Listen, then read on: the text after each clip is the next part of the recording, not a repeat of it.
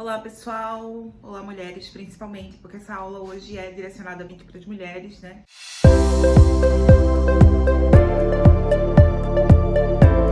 Esse vídeo de hoje, na verdade, ele tem a intenção da gente expandir um debate que eu comecei lá no Instagram e que eu gostaria de continuar aqui e dar mais algumas nuances para ele também, né? Então, antes de tudo, antes de começar, eu queria fazer alguns disclaimers, né?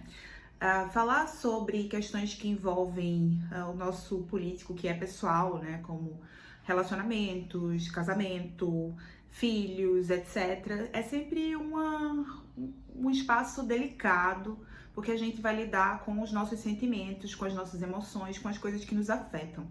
Então, primeiramente, eu queria dizer que se você se enquadra, se você se encaixa em algum desses lugares onde a crítica está sendo feita, saiba que isso não é sobre você, né? Não é você que está errado, não é você que é culpado, né? Já que dentro da nossa sociedade, dentro do nosso modelo, na verdade, de existência atualmente, né? Que é o capitalismo, etc., a gente tem essa culpabilização do indivíduo e as mulheres, né? Desde os idos da Igreja Católica e da formação do patriarcado, como nós o conhecemos, tem sido alvo dessa campanha de culpabilização por tudo que ocorre, né? Então, a primeira coisa que eu acho que eu queria falar aqui antes da gente começar a aula é não é sua culpa se você está numa dessas situações e não é sua culpa e a crítica ela não é um ataque pessoal, né? A crítica ela se destina principalmente para a gente pensar estruturas, né? Então, se a gente fala de coisas que são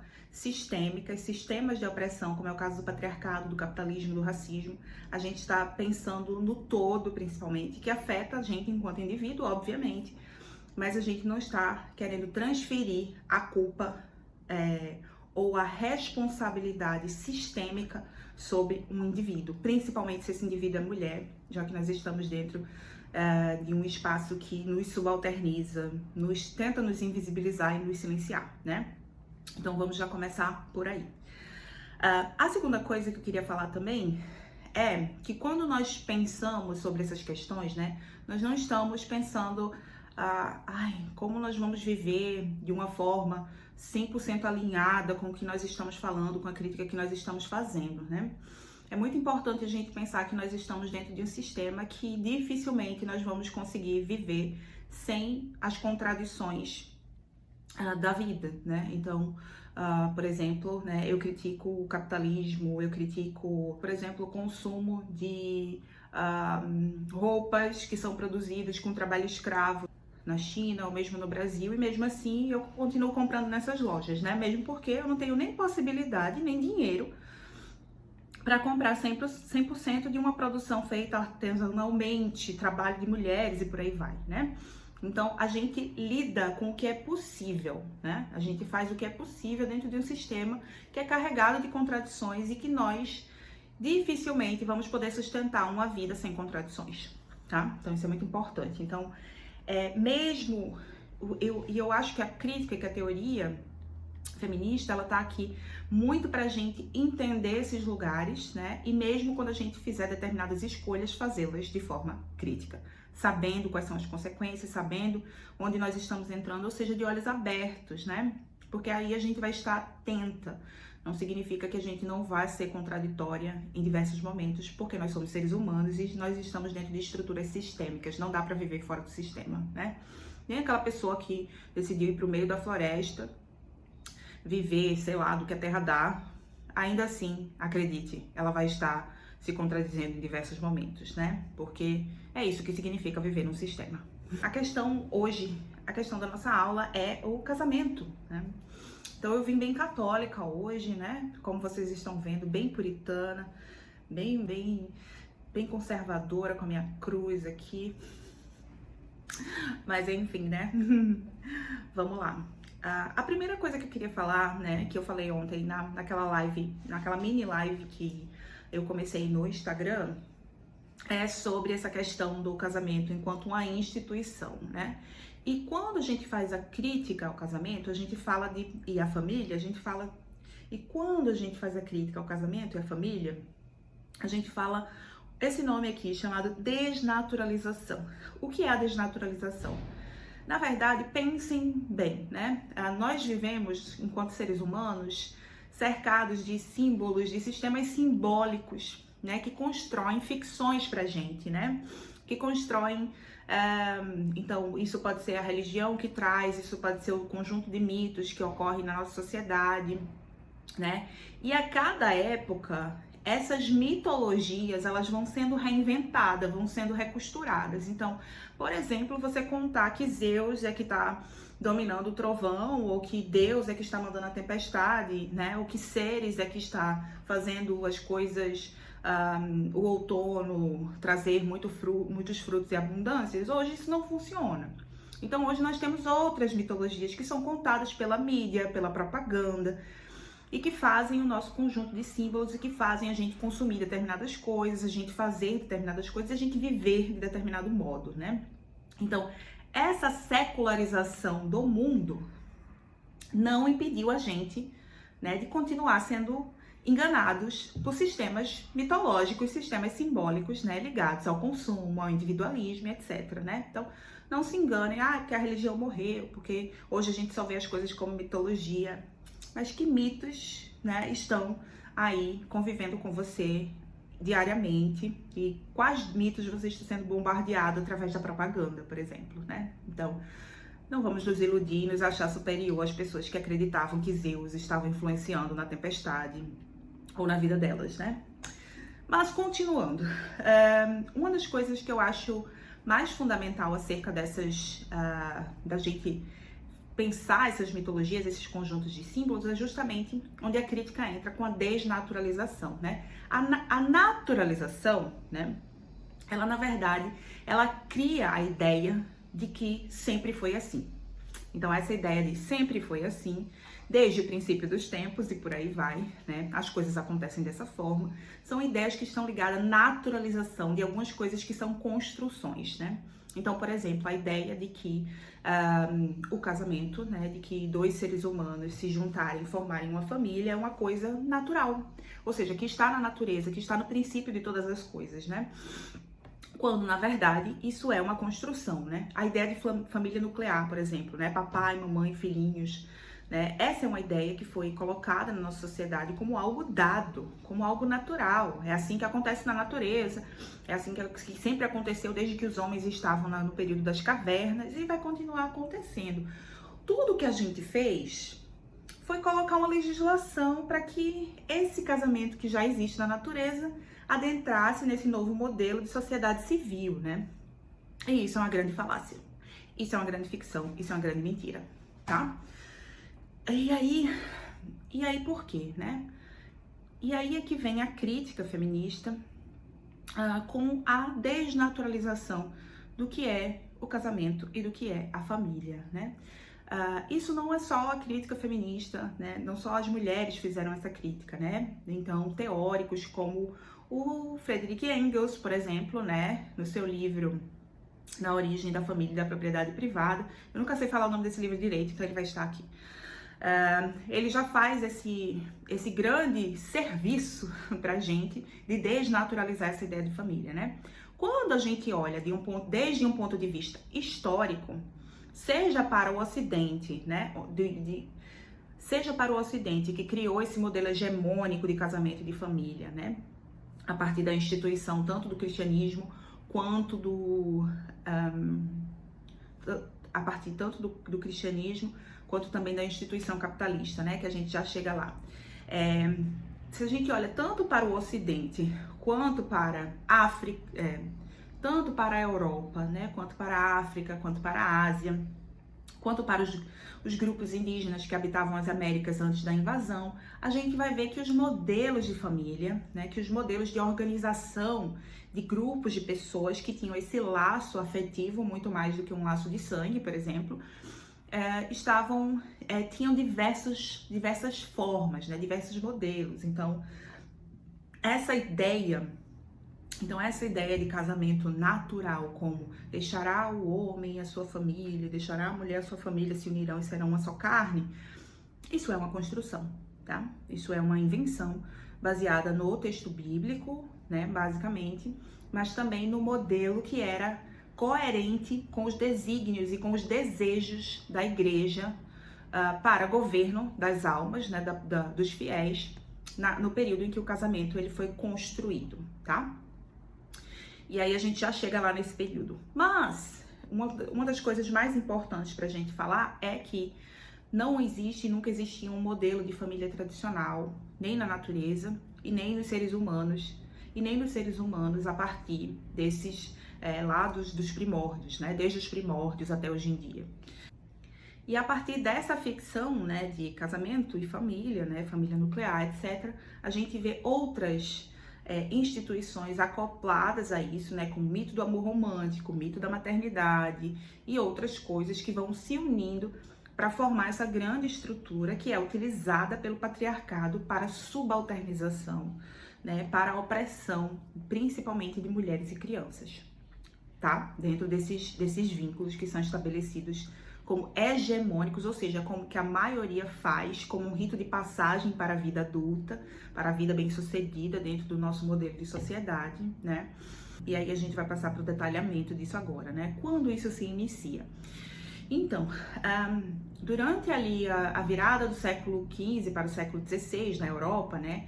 A saída da Europa da chamada Idade Média e a entrada da Europa na Idade Moderna, a gente tem a igreja passando por uma série de reformas, chamadas, né, historicamente, de contra-reforma, que foi um período onde a igreja teve que se reorganizar por conta da reforma protestante, né? A reforma protestante gerou diversos conflitos dentro da Europa, e uma das causas e uma das consequências da reforma protestante foi que a igreja estava perdendo poder, né? Onde antes a igreja católica era hegemônica, não tinha nada contra ela, digamos assim, em termos de poder, de estrutura e de instituição, os protestantes agora estavam, né, tanto alinhados com poderes locais, como reis e príncipes, né, como era o caso na Alemanha, depois na França e outros lugares, né, na Escócia também, na Inglaterra depois. Então a igreja decide que precisa se reestruturar, fazer a chamada contra-reforma, né, para que o seu poderio fosse garantido, né? E isso aconteceu através de um concílio. Um concílio é essa, digamos assim, né, na linguagem popular, uma reunião dos principais representantes eclesiásticos, né, ou seja, desses principais líderes da igreja, encabeçados pelo Papa, né, pelo papado, e eles se reúnem para tomar decisões e criar uma base, digamos assim, única e doutrinária para que a igreja siga e para que o seu poderio ele continuasse existente, né? E esse concílio que ocorreu na Contra-Reforma foi o chamado Concílio de Trento, que ocorreu nessas datas que eu vou colocar aqui. E o Concílio de Trento ele foi decisivo para a entrada da Igreja Católica na modernidade, né? Se alinhando aos valores que mais tarde seriam a gênese do capitalismo, né? Que seriam mais tarde a gênese do capitalismo, a gênese dessa transformação social dentro da Europa, né? Porque essa transformação ela não ocorre apenas no espaço político e financeiro. O espírito do capitalismo, como vai chamar o Max Weber, na verdade, ele é todo um ecossistema mundo, né? Então ele não trata apenas só do aspecto econômico e político, né? Ele trata do modo como as pessoas vão viver, vão se relacionar. Então está tanto na esfera pessoal de como a gente se relaciona consigo e com o próximo, quanto até os poderes instituídos, os poderes políticos e econômicos, né? Então a igreja, enquanto esse ente, essa entidade cultural, ela foi fundamental, tanto a igreja protestante quanto a igreja católica, para sedimentar as bases do que viria a ser esse novo sistema, né? E o Concílio de Trento, o Concílio Tridentino, ele foi fundamental para isso. Então ele definiu, por exemplo, a Inquisição moderna, né? E a Inquisição foi uma grande aliada na acumulação primitiva, na assim chamada acumulação primitiva, né? E o livro da Silvia Federici, tanto o Caliban e a Bruxa, quanto os outros livros dela, que ela trata dessa questão da história da bruxaria, ele fala um pouco disso, né? Como a Inquisição ela foi responsável, foi um dos fatores de acumulação primitiva, né? Enfim, mas aí a igreja institucionaliza também, né, a base militar da igreja, né? a igreja militante, como era chamado, com a organização dos jesuítas, que vão ser aqueles que vão catequizar indígenas. E catequizar indígenas, gente, catequizar pessoas na África, nas Américas, no Japão, onde for que os jesuítas foram, que foi quase no mundo inteiro conhecido, não é acerca de converter as pessoas ao cristianismo, né? É sobre essas pessoas aceitarem um modo de vida, um modo de existência, abrirem mão da forma como elas viviam para aceitar um novo modo de existir. Então, o cristianismo nesse sentido que os jesuítas pregavam, né, e faziam as pessoas se converterem, não era uma questão de acreditar ou não num Deus cristão, mesmo porque a grande maioria dessas pessoas ressignificaram essa fé, né? Adaptaram essa fé. Existem diversos trabalhos de história falando sobre isso, né? Então, essa não é a questão principal. A questão é que o cristianismo, ele traz consigo um modo de vida. Não é só uma forma de acreditar em Deus, é uma forma de existir, onde está relacionada a questão de trabalho, a questão de relações afetivas, né? Então, a igreja militante, os jesuítas, eles foram responsáveis por levar essas ideias para todas as partes do mundo colonizadas, né? Então, por exemplo, a ideia do casamento, a ideia da submissão feminina, a ideia das crianças como esses mini adultos que deveriam ser tutelados, né? As ideias sobre o que era ser uma mulher solteira, o que era ser uma mulher casada, o que era ser uma mulher digna, as ideias de monogamia, de virgindade e pureza, né? O culto mariano foi uma dessas vertentes da Igreja Católica para fazer com que as mulheres aceitassem a maternidade, o celibato até o casamento, né? O celibato não, né? Na verdade, essa ideia da virgindade e da pureza até o casamento, né? Isso era exigido de quem? Das mulheres, né? Obviamente. Então, tudo estava interligado, né?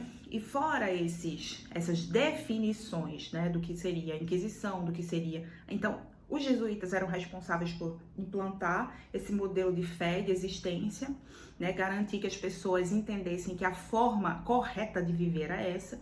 E a Inquisição, por seu lado, era aquela responsável por, se a pessoa se desviar desse modelo, né, que os jesuítas e outras instituições, né, da Igreja Católica pregavam, se a pessoa se desviava, a Inquisição ia lá e punia, né? Então, assim, estava tudo muito bem amarrado. E no meio disso tudo, a gente tem o casamento, né, que não era uma demanda da Igreja Católica, tanto é que é nesse momento, inclusive, que se torna uma exigência que os padres não possam ter família, né? Não se casar necessariamente, porque muitos deles não casavam, eles só tinham mulheres e filhos, né? E aí o dinheiro da igreja estava indo, ao invés de ficar dentro do tesouro, né, de Cristo, ficava, né, era passado como bens para esses filhos desses padres, né?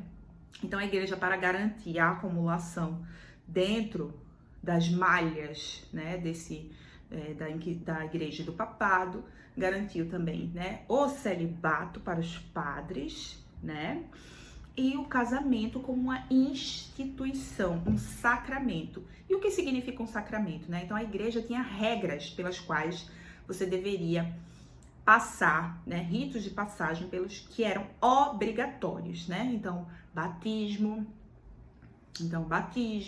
a extrema-unção. Se você não cumprisse essas regras durante a vida, esses sacramentos, você era um pagão e você estava fora do reino dos céus. E isso significava muito para aquelas sociedades, né? E o casamento, a partir do Concílio de Trento, ele passa a ser um sacramento, ou seja, ele passa a ser um rito obrigatório para quem era católico, né? E com isso, se vai garantir também as ideias, né, dentro do casamento. E o casamento, ele ganha esses contornos também de que o principal objetivo dele é a reprodução, né? Então, tudo que está fora desse modelo reprodutivo, por exemplo, né, passa a ser punido. Então, se um homem e uma mulher transam para o seu próprio deleite, tá errado, né? O objetivo principal é a reprodução, é produzir filhos, né? Se um homem usa os vasos posteriores da esposa, né? Isso estava descrito, gente, nos crimes contra a fé, né, da Inquisição. Então, se um homem, por exemplo, faz um sexo oral na esposa, ele está indo contra a doutrina, né? Então, porque, por exemplo, se ele se masturbasse ou usasse, né, ou fizesse sexo anal, ele estava desperdiçando a semente sagrada que deveria ser usada para reproduzir, né? Para gerar filhos. Então tinha todos esses tabus em torno do que seria um casamento correto, um casamento cristão, né? Nessa época vão pipocar, na verdade, tratados, uma tratadística dentro da Igreja Católica para dizer como as mulheres deveriam proceder, como os homens deveriam proceder, como era o procedimento de uma mulher casada e por aí vai, né? É nessa época também, né, que as leis dentro do casamento, tanto as leis canônicas, né, que são as leis da igreja, quanto a legislação civil, vai garantir que exista benefícios para os casais, né? E aí, uma outra coisa que eu queria falar para vocês é, o meu trabalho, especificamente, né, é entender essa organização de casamento e solteirice, dos estados, digamos assim, como eram chamados, dentro dos impérios ibéricos, né, Portugal e Espanha. Por que eu tô dizendo isso para vocês? Porque essas legislações em torno do casamento e da condição feminina dentro do casamento nessa época diferem muito de espaço para espaço. Por exemplo, na Inglaterra existia a chamada lei do coverture, né? Vou colocar aqui o nome. Essa lei dizia que quando a mulher casava, ela passava a ser parte do marido. Ele respondia pelo casal, né? Então, as mulheres dessa forma não tinham direito à herança, não tinham direito o dinheiro com o qual elas entravam, o capital com o qual elas entravam, o dote, etc. Era tudo gerido pelo marido. Elas não tinham direito a falar nada. Elas perdiam a personalidade jurídica, deixavam de ser alguém, passavam a ser uma propriedade do marido. Em Portugal e Espanha isso não acontecia, tá? As mulheres, elas entravam teoricamente como iguais dentro dessa parceria, por isso era incentivado o casamento entre pessoas da mesma classe social, porque aí havia uma igualdade, né? Então, casamento entre pessoas de classes sociais distintas era considerado uma abominação. Existia? Sim, existia de tudo, gente. Existia gente que não casava, existia lésbicas, existia gays, existia tudo que vocês imaginarem. A legislação não garante que as coisas não existam, né? Então, a gente tem que entender essa diferença. E aí, em Portugal e Espanha, as mulheres, elas entravam nesse lugar de igualdade. Significa que eram iguais? Não. Porque a igreja, a religião, todo o sistema simbólico e material do mundo dizia que as mulheres eram inferiores, né? Que eram xoxa, manca e capenga, basicamente, né? Dizendo. E que eram mais fracas de entendimento e por aí vai, né? Mas a legislação era bem melhor para as mulheres em Portugal e Espanha do que na Inglaterra, por exemplo, né? Então, as mulheres em Portugal e Espanha ainda gozavam da possibilidade de administrar seus bens, de, em caso de se tornar viúva, de se tornar a cabeça do casal, ou seja, a chefe da família, de administrar a fortuna, de ter a guarda dos filhos. Isso vai mudando com o passar dos séculos. No século XVIII, a gente tem uma mudança significativa para pior na vida das mulheres, né? Mas tanto as mulheres solteiras quanto as mulheres casadas em Portugal e Espanha tinham essa possibilidade, né? Relativamente aos bens, digamos assim, né? Enfim, mas continuando, né? Então, o casamento, ele se torna essa instituição. E é considerado uma coisa natural, que é uma coisa mandada por Deus. Aí a gente tem uma mudança significativa no século XIX.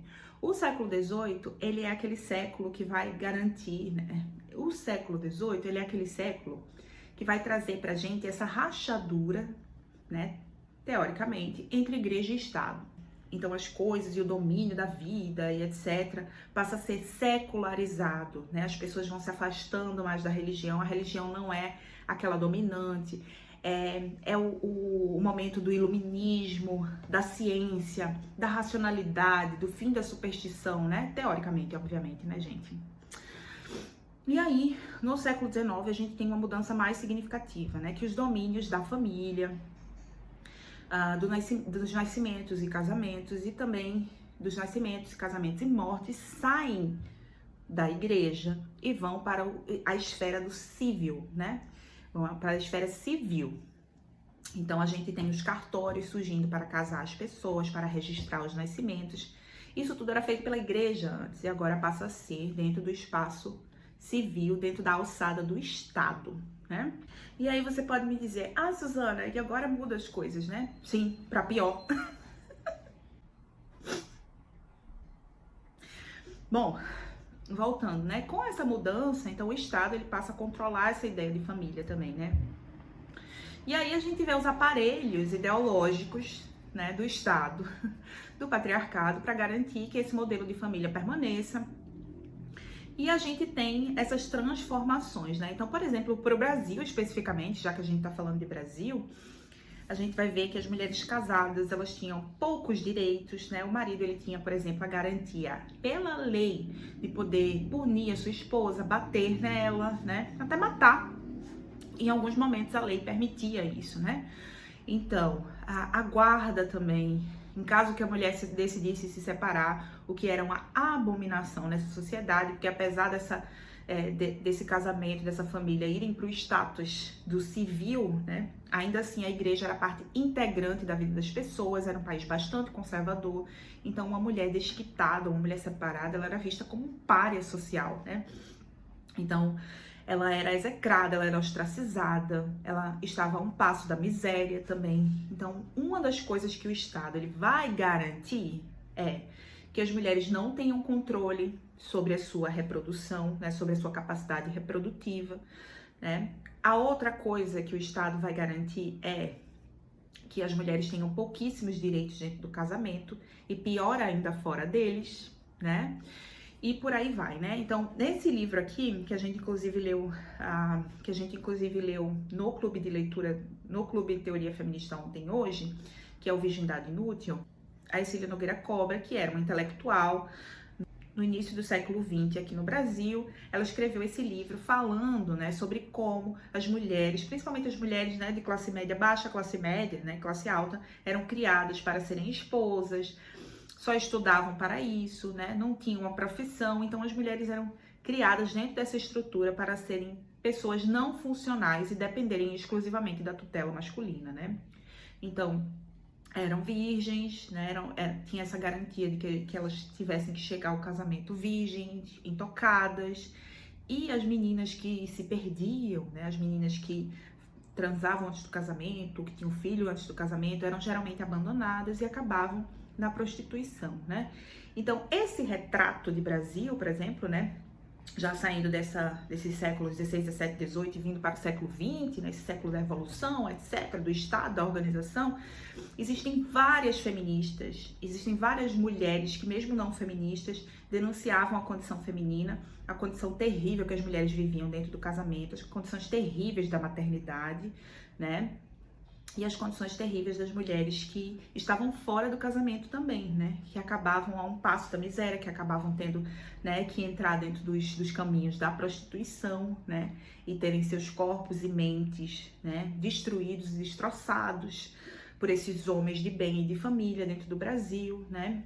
Existem trabalhos, como o trabalho da Margarete Rago, como o trabalho da Raquel Soyer, que são duas historiadoras que falam, né, sobre o espaço público, sobre a vigilância sobre as mulheres, sobre o número de suicídios gigantesco que haviam entre as mulheres e que não é mostrado pra gente, né, por causa das demandas da maternidade compulsória, por causa das questões da heterossexualidade compulsória. É nesse século também que as mulheres, o comportamento feminino, né, desviante, passa a ser patologizado, né, que instrumentos científicos, né, como é o caso da psicanálise, passa a dizer que as mulheres são histéricas, que as mulheres são incontroláveis, que as mulheres, né, que todo comportamento raivoso dessas mulheres são comportamentos perigosos. Então, mulheres que se casavam, que eram submetidas à violência psicológica, física, etc., e que surtavam, vamos dizer assim, vamos usar o linguajar de agora, eram trancafiadas, né, e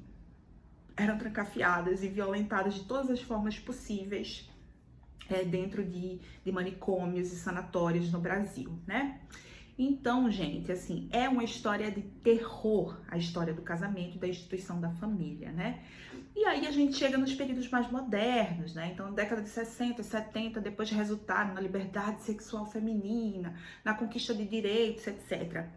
Corta para 2024, a gente continua tendo números gigantescos de feminicídio, de estupro, a gente continua ainda tendo, né, toda essa violência material, mas é muito importante que quando a gente for falar de casamento, quando a gente for falar de família, que a gente entenda que essa instituição, hoje, ela tem outros contornos, né?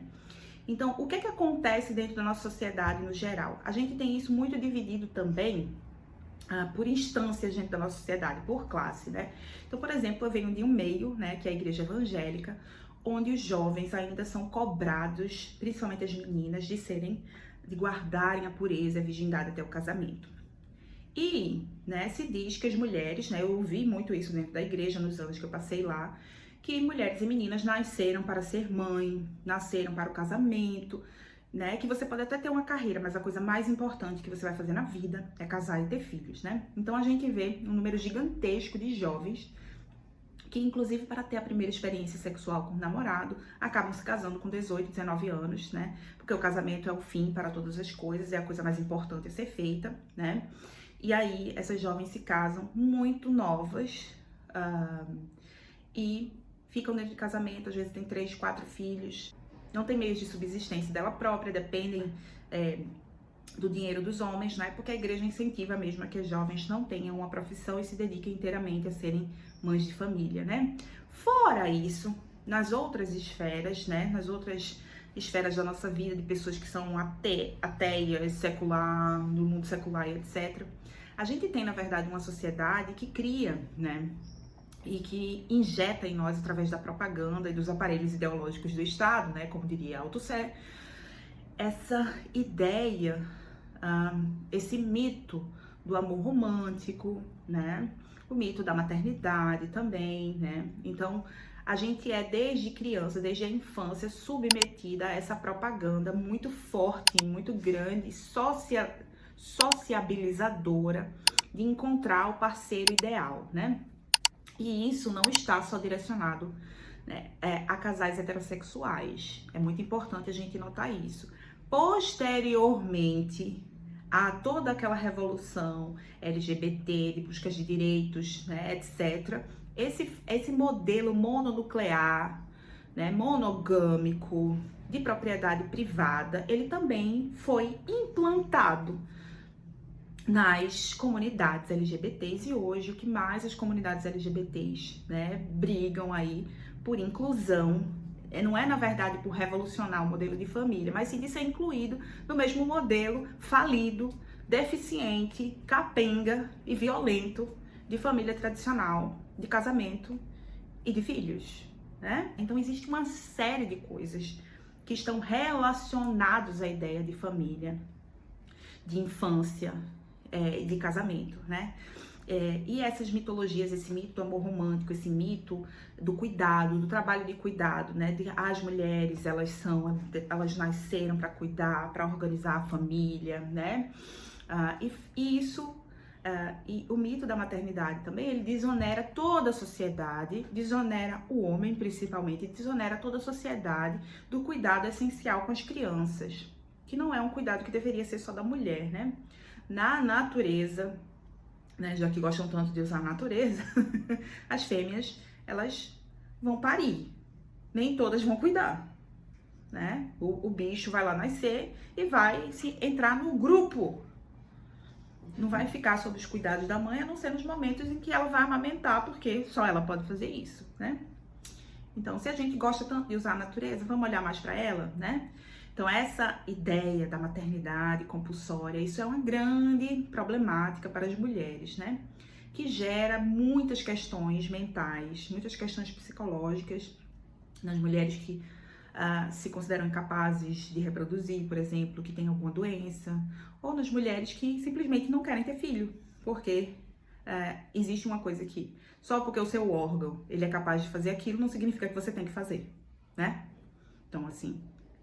Enfim, mas continuando, e o Estado ele se estrutura em torno de proteger o homem dentro do instituto do casamento e de explorar o máximo possível a mulher, né? Tanto no trabalho, na divisão sexual do trabalho, na carga mental que é dada às mulheres. Então, hoje o mercado capitalista necessita das mulheres, principalmente das mulheres mais pobres, né?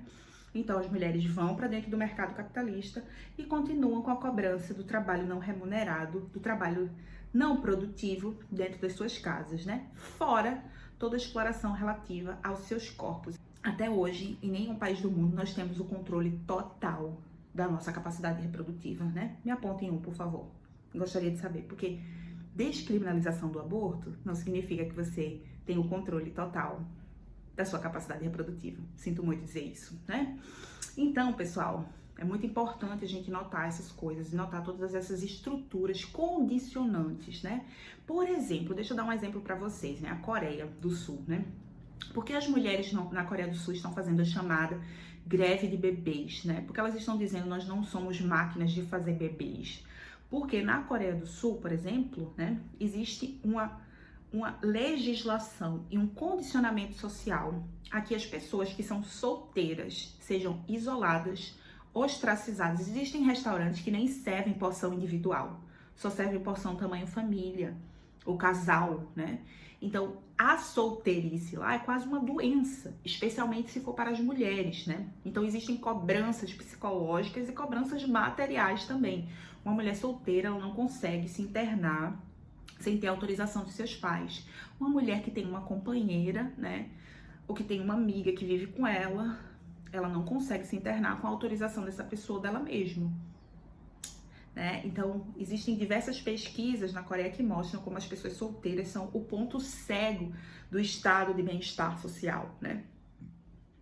Isso não acontece só na Coreia, isso acontece aqui também. Vocês já tentaram, mulheres, ir sozinhas, né, para um bar à noite, pegar Uber à noite sozinha, né, curtir a cidade sozinha?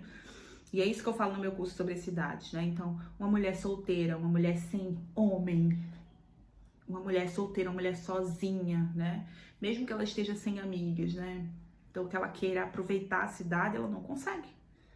Porque ela é constrangida nos diversos espaços, justamente para que ela saiba que ela precisa de uma autoridade do lado, não é verdade? Alguém que seja respeitado. Porque a mulher não.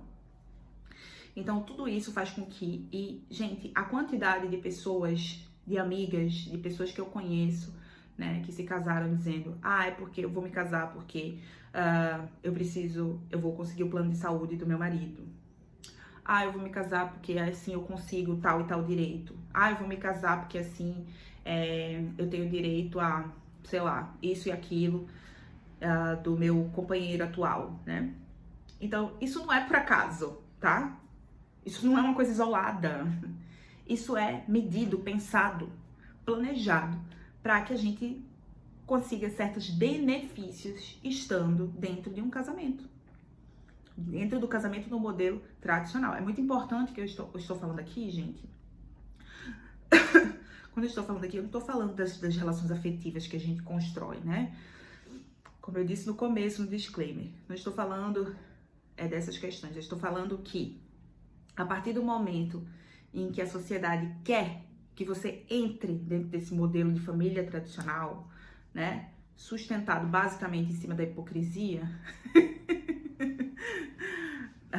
dentro da hipocrisia e do conservadorismo, né, eles vão, obviamente, garantir que você imagine que vai ter, e que tenha, na verdade, efetivamente, muito mais direitos estando dentro desse casamento.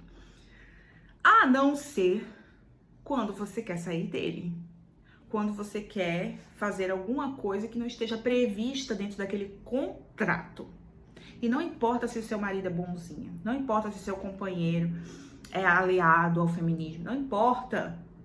O sistema, ele vai conseguir um jeito de te ferrar. Pode ter certeza, tá? Porque não depende do seu marido bonzinho, do seu companheiro maravilhoso. E sim da forma como esse sistema se organiza, como ele beneficia os homens e, com perdão da palavra, fode com as mulheres, mesmo que os homens não queiram, tá? Então, assim, tá muito além da alçada do seu cônjuge. Enfim, então, são essas as questões que a gente precisa se atentar, né? São essas as questões que a gente precisa pensar quando a gente está falando do casamento, né? Uma das questões que eu queria que a gente percebesse é que primeiro, né, o casamento, ele tem uma origem política. Ele tem um modelo hegemônico, né? Ele tem um contorno, ele é uma instituição. Ele não está na natureza, ele não é natural. Ele é um instituto histórico, porque ele foi construído na história. Segunda coisa é que ele se sustenta não só em bases materiais e jurídicas, né? Mas ele se sustenta também nessa base simbólica da união de almas, da união de espíritos, que esse é o próximo passo, que esse é parte do ritual sagrado da vida, do adultecer, né, da evolução, da sua evolução enquanto ser humano, e que esses símbolos que são manipulados para que a gente entre dentro do espaço da instituição do casamento e da família, eles vão se transformando com o tempo. Eles não permanecem iguais porque ninguém seria convencido com os argumentos que a Igreja Católica usava no século XVI, ou mesmo com os argumentos que a ciência e a burguesia usavam no século XIX, né? Então eles vão se transformando, as mitologias mudam, a propaganda muda, mas as coisas permanecem. Mas o que permanece é essa instituição e a sua problemática para a condição feminina, tá? Bom, e aí, né, eu falei muito pouco da organização familiar, né, mas uma das coisas principais que o casamento institui é essa família mononuclear, né, que ela isola a mulher, geralmente coloca a mulher dentro de uma casa onde ela vai estar isolada, né, onde ela vai ter pouco tempo para amizades, principalmente com outras mulheres, né, porque ela vai estar envolvida nas tarefas, vai estar envolvida no trabalho também, né, e quando não tem trabalho, piorou, porque a mulher vai se dedicar integralmente àquele casamento, o homem vai subir de carreira, vai ser um acadêmico foda, vai ser um escritor, vai ser o que seja, e a mulher às vezes vai passar 10, 15 anos trabalhando dentro daquele casamento de forma gratuita, né? Produzindo filhos que herdem aquela estrutura familiar e a herança e o que seja, né? E no final muitas delas vão terminar a vida frustradas, enraivecidas, e a gente vai ver os casos que chegam para psicólogas, para o CAPS, e muitas vezes, gente, a psicologia, na verdade, ela é um auxiliar para manter a mulher domada e contida dentro dessa estrutura, né, que está violentando ela, né, então, é um problema mental que você tem, é estresse, é depressão, sim, aí você vai medicar a mulher, né, mas e o problema que ela está submetida vai mudar? Então vai medicar ela, deixar ela amortecida até o fim da vida, né? Que é o que muitas vezes acontece, né? Então, mulheres abusando de medicamentos, mulheres com vontade de morrer, mulheres que surtam e por aí vai, né? Porque é uma estrutura feita para nos esmagar física, material e psicologicamente, tá? Eu vou deixar aqui embaixo algumas dicas de livros para vocês lerem, tanto de literatura quanto de teoria feminista, mas eu queria indicar esse livro aqui, que é o livro A Garota do Trem. Ele fala muito sobre gaslighting, ele fala muito sobre violência masculina, violência psicológica masculina com as mulheres dentro de casamentos. Então esse livro vale muito a pena ser lido, tá? E aí eu indiquei 4 filmes no Instagram. O Ecera, que é um filme sobre maternidade compulsória, né? Mas eu queria indicar um outro filme sobre maternidade compulsória também e violência masculina, que é esse filme aqui, Swallow. É um filme que foi escrito e dirigido por um homem e eu fiquei inacreditada de tão bom que esse filme é. E de tanto que ele mostra, né, essas consequências do patriarcado na vida das mulheres. Esse também, que é O Homem Invisível, com a Elizabeth Moss, é um filme bem incrível que fala sobre isso também, sobre violência masculina dentro de instituição do casamento, né, principalmente de homens ricos, porque quanto mais rico o homem, gente, pior para a mulher, tá? Pode ter certeza, porque aí é que ele vai manipular mesmo as instituições que estão do lado dele, como a justiça, por exemplo. Não à toa, né, existem pesquisas que mostram que a alienação parental ela vai ocorrer muito mais entre famílias de classe média e classe média alta do que entre famílias de classes baixas, né? Então, atenção. Se vocês tiverem alguma dúvida, se vocês tiverem algum questionamento sobre isso, sobre essa aula, coloque aqui nos comentários que eu vou tentar responder vocês da melhor forma possível, né? Se tiverem sugestões também de uma parte 2 que vocês queiram saber mais, tanto dessa questão histórica quanto da crítica feminista ao casamento, né? Isso foi um grande resumo, né? A gente tem críticas bem mais detalhadas sobre todas essas questões, né? Tanto em bibliografia, em coisas produzidas por mulheres e por homens também, né? Mas, se vocês quiserem uma parte 2, é só sugerir aqui algum tema que vocês queiram que eu aprofunde, que eu faço, ok? Então é isso, até a próxima.